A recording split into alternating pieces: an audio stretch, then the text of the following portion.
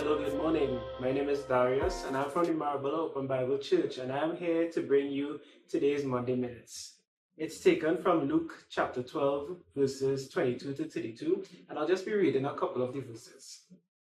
So from verse 22 it says, "Then Jesus said to his disciples, 'Therefore I tell you, do not worry about your life, what you will eat, or about your body, what you will wear. For life is more than food and the body more than clothes. Consider the ravens.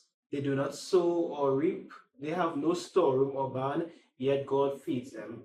And how much more valuable are you than birds?' And a little lower he says, 'Consider how the wildflowers grow. They do not labor or spin, yet I tell you, not even Solomon in all his splendor was dressed like one of these.'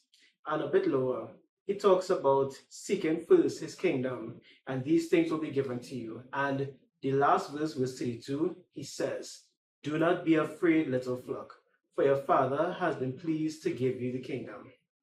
In this passage, Jesus invites us to pause, slow the spinning wheels of worry, and lay them down before God. He reminds us that worrying doesn't add anything to our lives. Instead, he directs our attention to nature, the birds and wildflowers that flourish under God's care without striving or stressing. If even the simplest parts of creations are cared for so tenderly, how much more will God care for you, his child, for us, his children? The key, Jesus says, is to seek God first, not rush, not strive, but rest in trust, knowing your Father sees, knows, and provides. This passage is an invitation to stop running and start resting in the love and care of God. And I would just like to provide you guys with just some reflection questions to consider as you go about today and this week. So, what kind of things tend to make you worry or feel rushed in daily life? And what does Jesus say about those things that worry us in this passage? How often do you pause to observe God's care in creation, like the birds and flowers? And what might you learn from observing and considering these things? What would it look like for you to seek his kingdom instead of chasing after your needs or desires?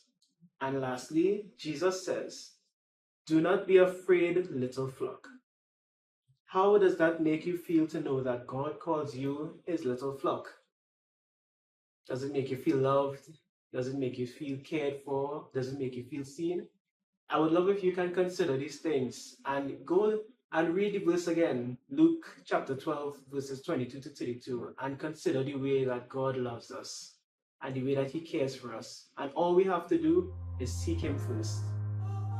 That's the message for this Monday Minutes. I really do hope you enjoy your week ahead. I love you guys a lot.